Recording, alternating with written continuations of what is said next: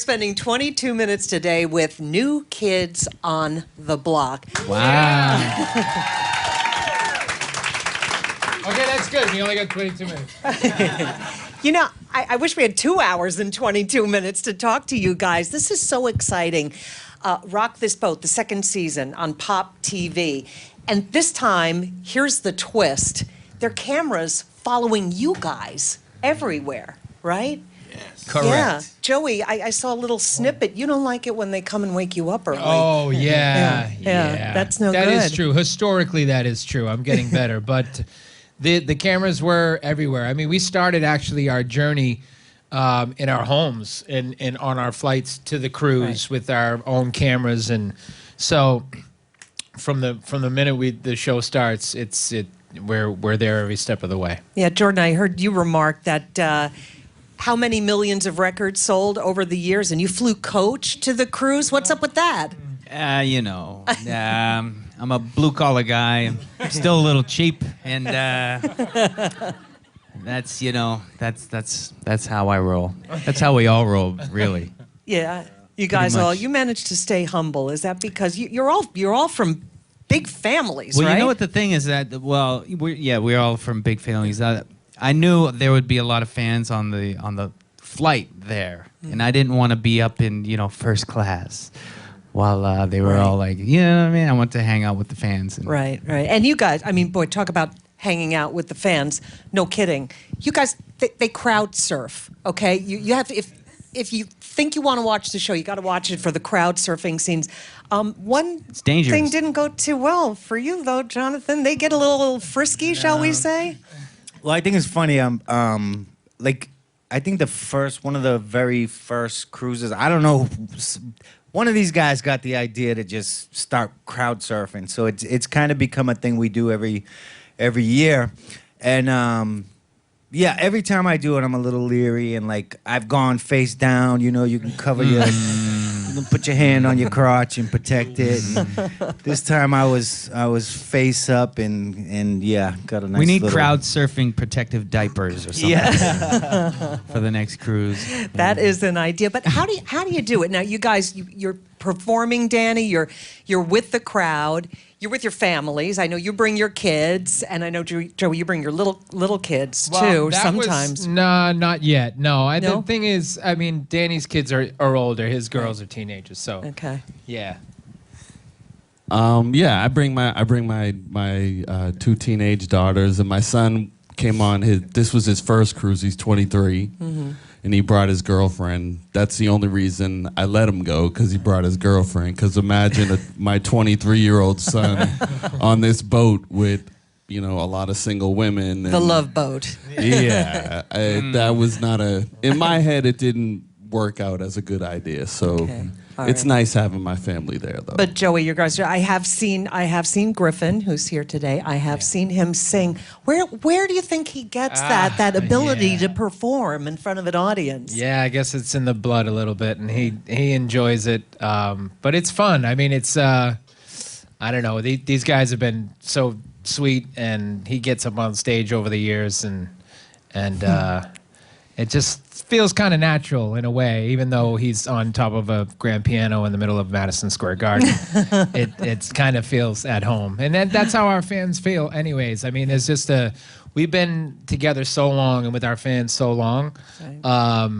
It feels like we're just sharing those experiences with family, really. Yeah, Donnie, you remarked on that in the first episode of the new season of Rock This Boat. You said, you know, we kind of feel like we want to go all out because the fans go all out. What is that special relationship with you guys and the fans? I mean, it's remarkable, really. It's been a lot of years. Yeah, I think there's just something inherent in the relationship that I don't know how maybe time and maturity made it evolve, but I think the fans don't want to let us down ever, and we don't want to let them down. You know, if we announce an event, you know, it might be a one-off event that's in the armpit of America and really hard to get to, but somehow the fans will get there, and we are grateful for that. You know, we're grateful for the effort and the lengths that they go to. I mean, when we show up at a cruise, who knows what to expect the first time we did this cruise again, 7 years ago, 8 years ago.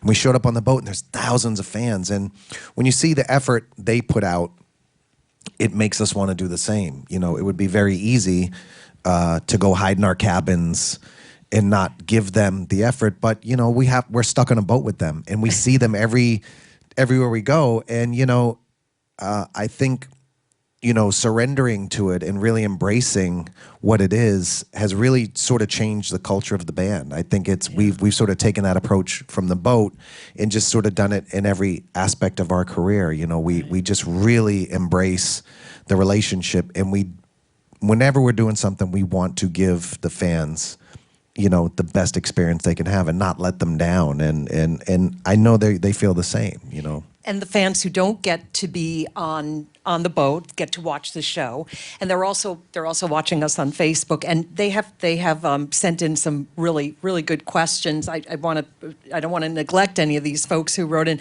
Lauren Jones from Essex in the UK. I know you have a couple of Brits among the fans. Hi, Lauren. She and also Susan Schaefer. They had a similar question. The question is, how about a new album? How about an acoustic album? Are there any plans for that, guys? Well, Dan? acoustic. Unplugged. Yeah. Unplugged. We've been We getting tried more and that more, one time. Yeah, well, we've been getting more and more unplugged, which is fun to do. We usually plug in a big way, and the arenas and all that stuff. But yeah, maybe down the road with the acoustic. But Donnie. Well, we all That's a pun. we're always interested in making new music.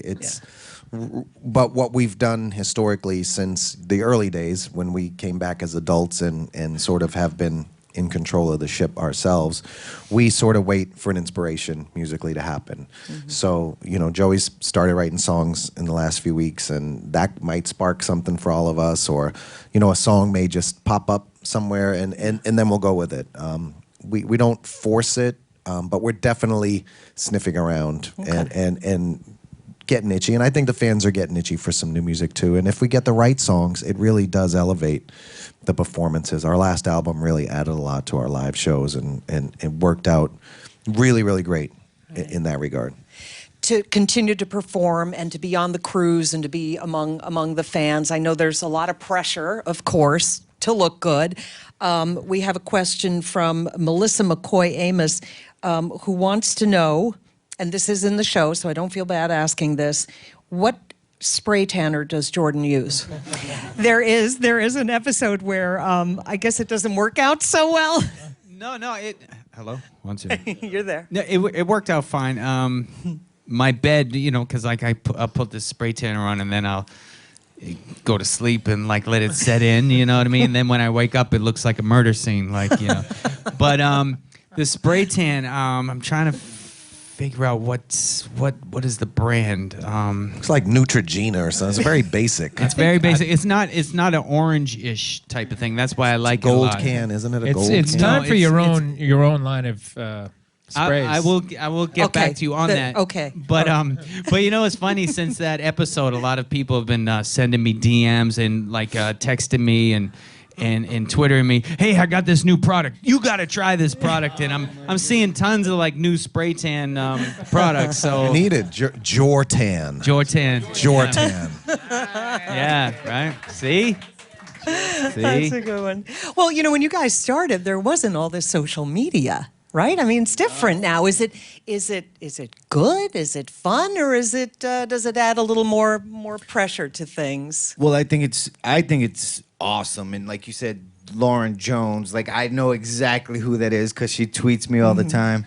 No, I just think that social media has enabled us just to really have much more contact with our fans, and I think it's a great thing. I mean, I know so much about fans' personal lives, and just you really get to know who they are. Just looking at the Instagram pictures or seeing what they tweet and stuff. And your BFF now is Angela, right? She was a fan. yeah, we didn't meet Right? on Twitter though. We met. Okay. We met. Well, we kind of met on Twitter, but yeah, it's a really cool thing to have. These social fans, media. again, you have to see the show. I think my favorite fan was Augie.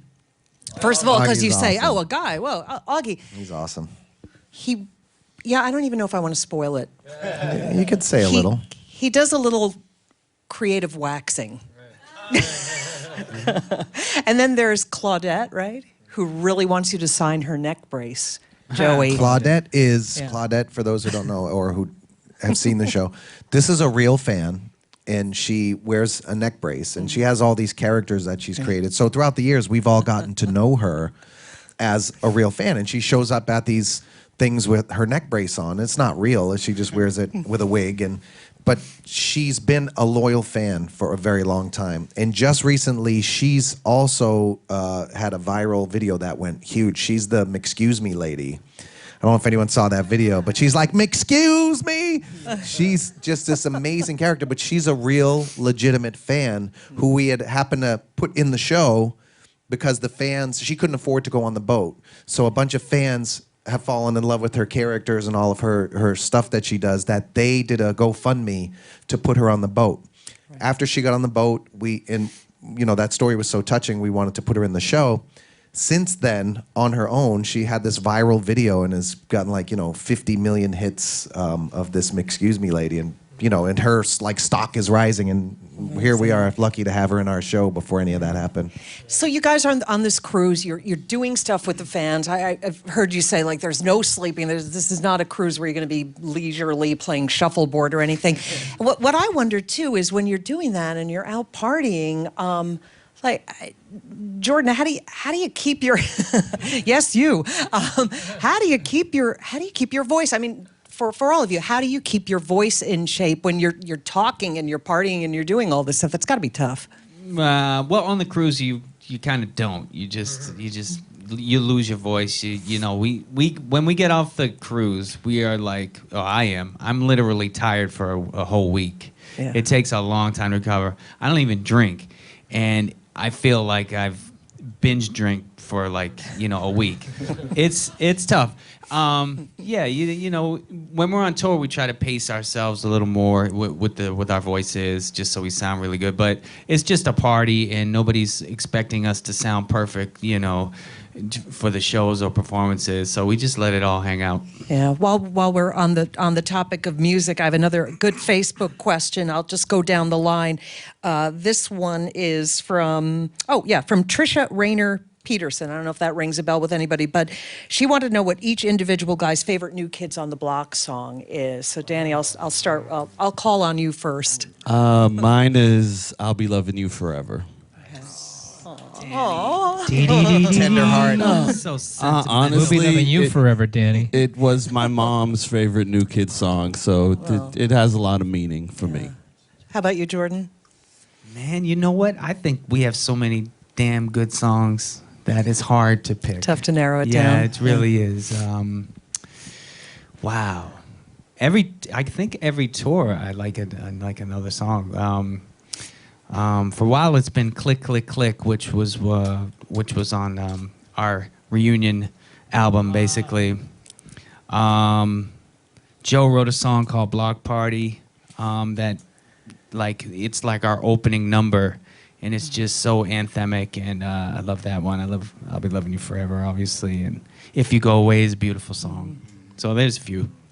How about you, Donnie? Oh boy,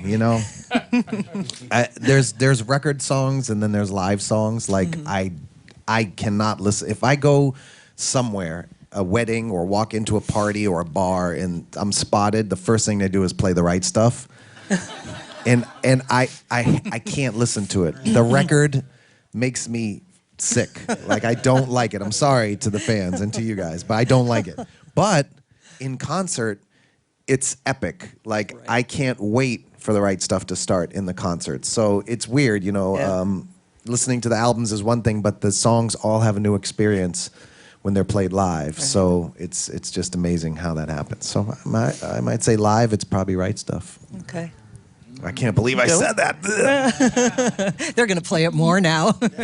Yeah, we're lucky. We're lucky enough to. I mean, I've made a lot of music, so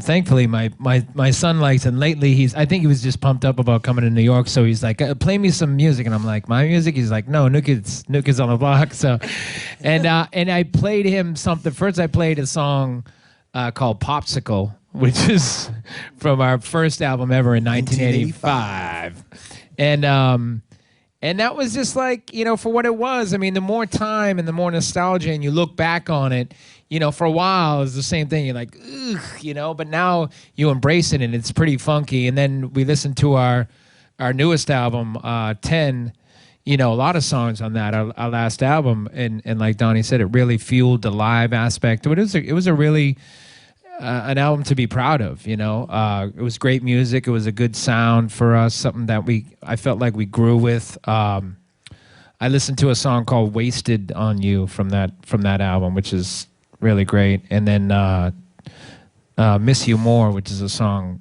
Jordan sang on that the latest album. So there's a few, anyways. Yeah. And last but not least, I can't pick a favorite. no, just can't. Too many. Hey, you guys, I mean, you weren't an overnight success. You guys came up, you played a lot of small venues. Thank you. Right? Thank you. There were also not thousands of kids who auditioned. There were 8, and 5 of them are sitting here. And one of them is Marky Mark. So that leaves 2. What do you guys think of coming up the other way, like being on a competition show and not coming up through the, playing with your group and singing with your brothers, again and again and again, and having more of an overnight success? What do you guys think about that? Well, I mean, I think we were lucky to start, organically and work our way up. I love these shows nowadays, but I think that kids on shows, I mean, I'm sure these kids on the shows have been singing their whole lives and doing things behind the scenes. It's just we see them finally on a show. But I just think, from them going from, probably doing little shows and stuff like that, and then just being thrown on national TV in front of millions of people, like, that's some pressure for those kids. They don't have that time to grow and figure out what works for them and stuff. And I'm sure that, they get a lot of pressure to be something maybe they don't want to be. Yeah. Just for ratings and stuff like that. So I also think of like the comparison between Elvis and the Beatles. Like the Beatles, they had each other. So you guys always had each other. When you guys really hit and suddenly you're superstars and blockheads and screaming girls all the time, was it easier because you had this brotherhood, this inherent brotherhood? It was harder at times because, we were at the age where guys are typically in college and we're trying to grow up and become individuals, and it's suddenly like one guy's growing away from the pack and it's like, wait, you can't do that, and so we struggled to find your autonomy. The other part of it is, I think we kept ourselves really in check, because if somebody showed up, driving a Lamborghini, the other guys would be like, what are you, an asshole? It's like we somehow, that togetherness. I sometimes wonder, a kid like Justin Bieber, if he wasn't alone, what it might be like for him. He's, no matter what, he's all alone. He can have as many people around him and as many other famous friends. It doesn't matter. He's alone, and nobody in that circle, I don't care how experienced they are, how, his managers, whoever, they don't know what it's like to be him, and he doesn't really have anyone with him. And I wonder, if he was in a group, if it would be different for him. Right, and they're not going to challenge him either, right? I imagine you guys all had your big families, and people from Dorchester and the other parts of Massachusetts who would have been, as Donnie said, hey, you so-and-so, when you do something like that. So do you guys see yourself doing this forever and ever? I mean, we have all these acts from back when. I mean, you have guys touring into their 70s. I had a thought earlier today as we were, doing some press for the show, and, just what is that going to look like? You know what I mean? I think we'll always be together in some way. And if that means that we just get together, maybe, you know, I just saw us all in like really nice suits hanging out in our 70s. Maybe a really nice, like, you know, layout and some really glossy, cool magazine. That might be it. You know what I mean? That might be it. But we'll always find a way to have a connection with each other and our fans. We've been able to do it in a cool way. We've been able to do it in a way that we're excited, which makes the fans excited. It's a full circle. So we're never going to push it too hard, but, you know, we'll always be together, I think. And you guys have another you set sail again, right? In the fall, is that right? Yeah, another cruise. October 20th. And where is that one? It's going out of New Orleans to Mexico. New Orleans. Oh, well, you won't have any fun there. I'm so sorry about that. That's great. And you guys have some concerts coming up as well. Hershey Park and... we're playing the Mixtape Festival again with Paula Abdul, Boys to Men. Paula Abdul's first live show in over 20 years. You know, people forget because she's been on American Idol. She hasn't performed in a concert. She'll be singing. She'll be singing, wow. I'd assume. Oh, that's great. Let's hope so. She don't feel like it, she can lip sync, whatever. But as long as she's dancing and being Paula Abdul, that's all that matters. But Boys to Men will be there, 98 Degrees, so many groups. And we're playing in Coney Island 2 days before that, a special show in Coney Island. And, you know, I'm sure we're going to tour again and do other stuff. But this has been a year to sort of regroup. We've gone, I think, 8 years in a row without stopping. Be it cruises and tours and whatever, and shooting different TV shows and doing all different things. So this is the first summer we actually said, let's put the brakes on it for a minute and regroup and let the fans regroup. Let their credit cards regroup. The poor fans, it's like, you know, they'll tell us too. That's you want to ask about social media. It's like Timmy's going to get that new bike this year. That's right. That's right. We can keep up with our fans' credit. We just go on like freecreditreport.com and say, you know, guys, the fans are taking a pounding. Let's take a year off and give them a break. Before I let you guys get away, is there anything that you want to do as a group, as a band, that you've done the concerts, the videos, the cruises, the shows, anything that you would want to do as a group that you haven't had the chance to do yet? A lot of people outside of the group ask me, what's on your bucket list? And I don't have one because my life has exceeded a bucket list. So honestly, I don't really know what else I'd want to do except just continue performing and being able to hang out with these guys. Look at that, right on 000. You nailed it. I think we have to end there. I don't really want to, but that was just, too good. The perfect end quotation. Well, Danny and Jordan and Donnie and Joey and Jonathan, thank you all so much. What a pleasure to have you here. Thank you. Thank you. Thanks for having us.